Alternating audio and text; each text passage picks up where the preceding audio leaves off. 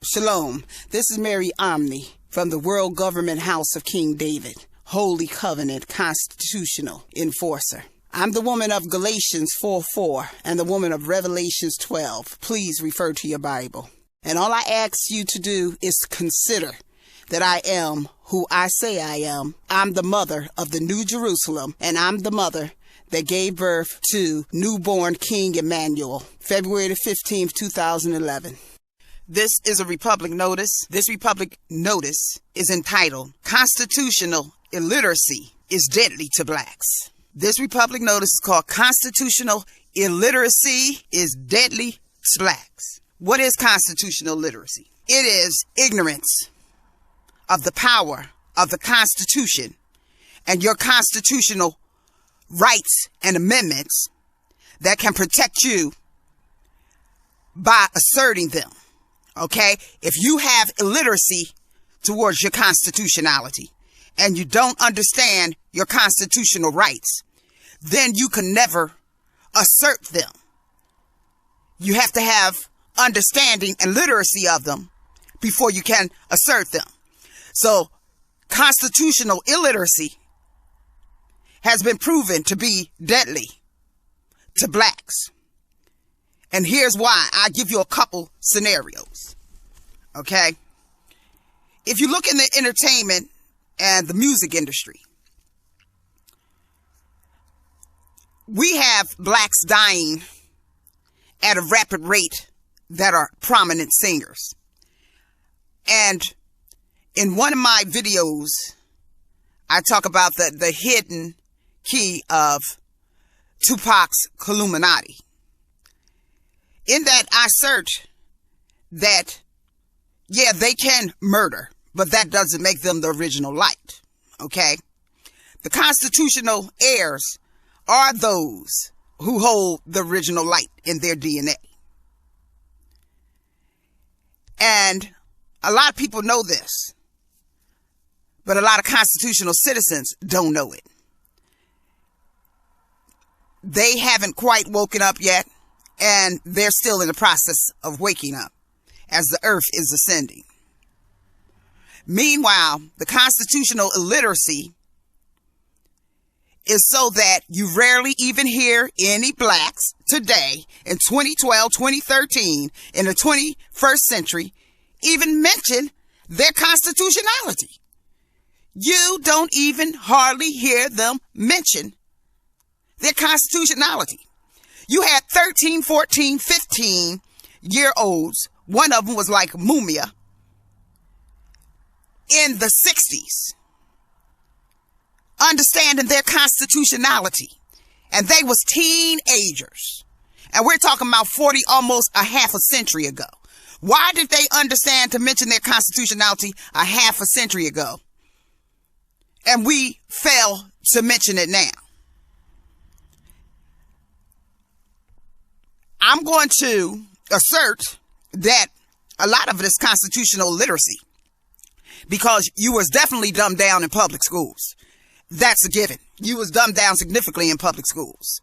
I mean, as generations moved from the 50s, the 60s, 70s, 80s, and to the 90s, they even took out the salute to the flag in the morning, the Pledge of Allegiance to the United States of America, for the Republic. Get that? For the Republic for which it stands. The flag stands for the Republic. So it doesn't say I pledge allegiance to the flag, to the United Public of America. And see, this is what has been warring against the Republic, the United Public.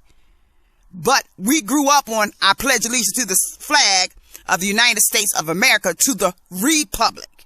Now, a lot of white folks said the same Pledge of Allegiance, but they always served the public because it was in their best interest, and they always looked out for the public interest.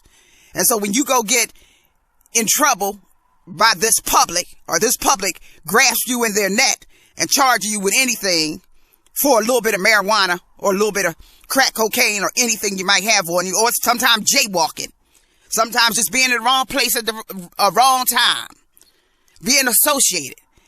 Then this public charges you. And then they say, I'm going to give you a public defender. A public defender. So they're going to defend the public. They ain't defending you. You're the republic if you're a constitutional citizen. You're in the contract of the republic. But they're going to give you a public defender. So they're going to defend the public against you to put you in jail. See, they're not going to give you a republic defender. They're going to give you the Bar Association public defender, because the Bar Association is embedded in all states to bar the republic and the Constitution, and to make sure you never smell your constitutional rights and know you had a supreme contract.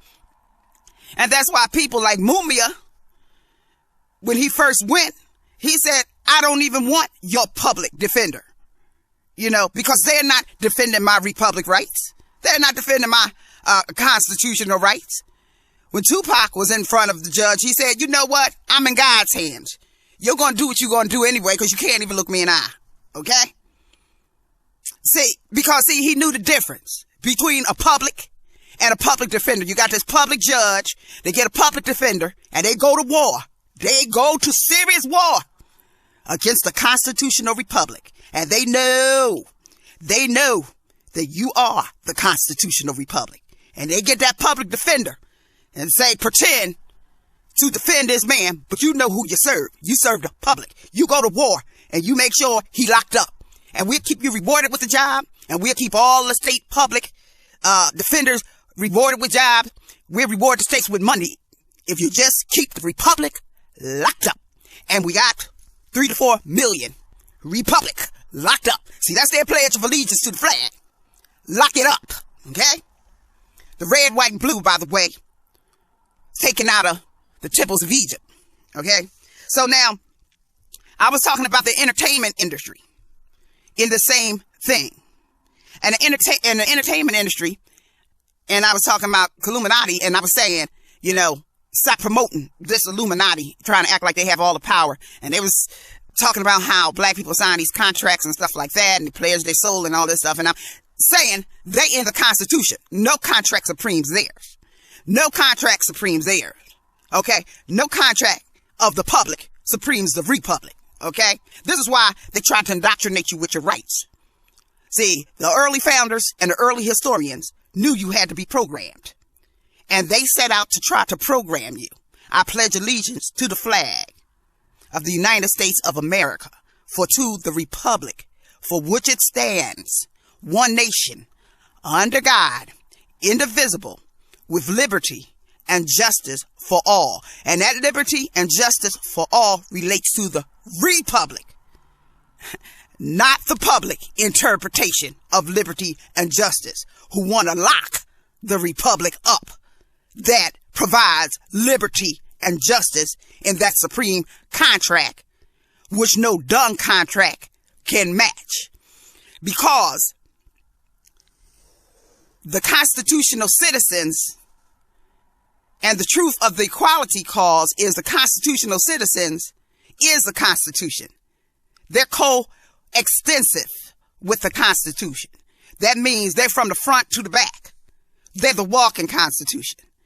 And they're illiterate to that. And so what we have in their illiteracy and some of their fear behind the fact of their oppression and post-traumas, the fear of assertion of their constitutionality allows those to crumb them little cracker dust. And they're still talking about your civil rights in 2012 and 2013. And that's okay to talk about civil rights, because civil rights is what gave you the constitutional rights. However, your civil rights of 1866 was prior to the U.S. corporation that was formed in 1871. And when they talk about civil rights, a lot of times they talk about the ones after 1871, which they used to oppress the Constitution by inviting the public in to trample the real civil rights prior to the 1871 U.S. corporation.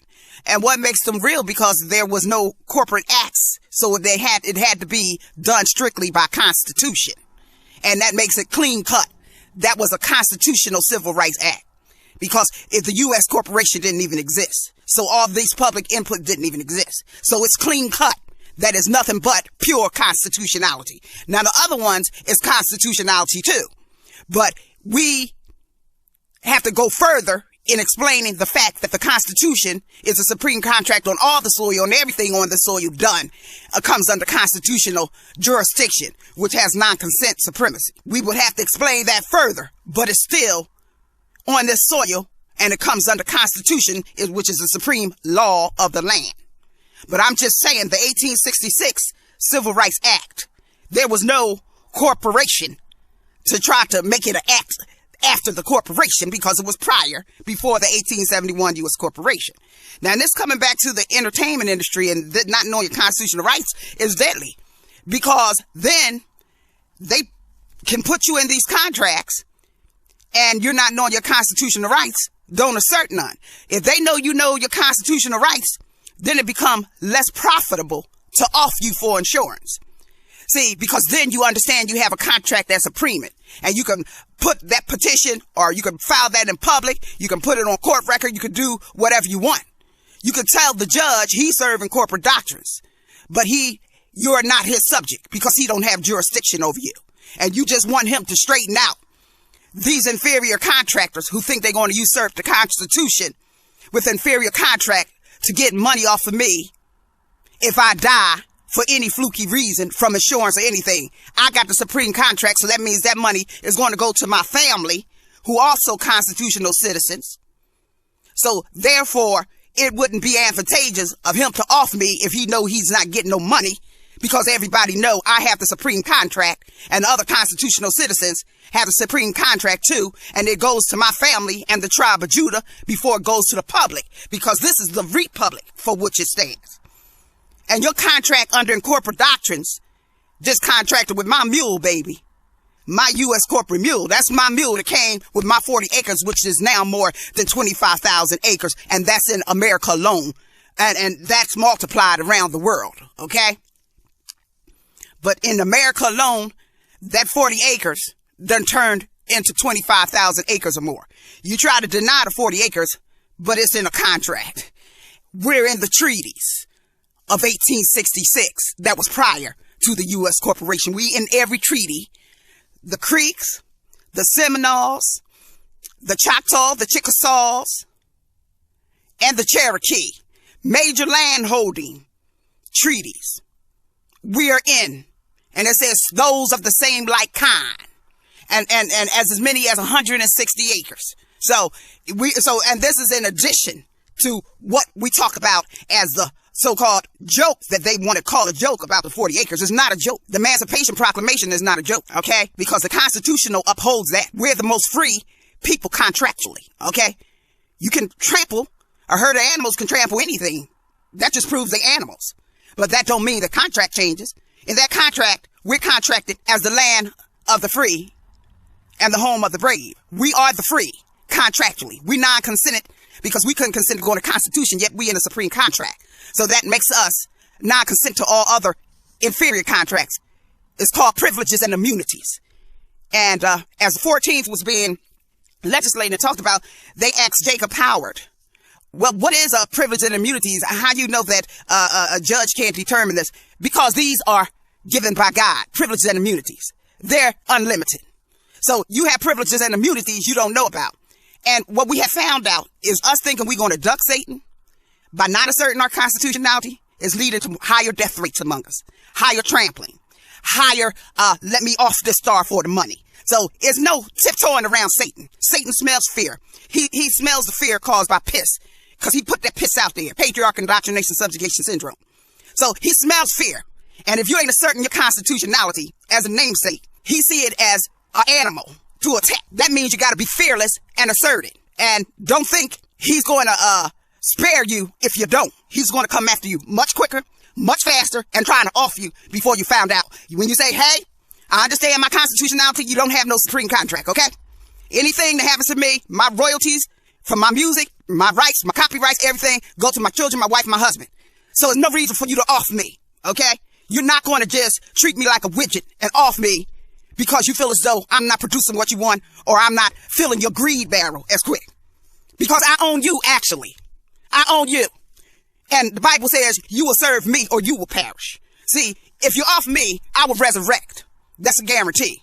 But you will go to the second death, and that's another guarantee. So ain't no need for us to play games. Constitutional means holy covenant. That's a cosmic guarantee from your most high creator. Now you better trust that.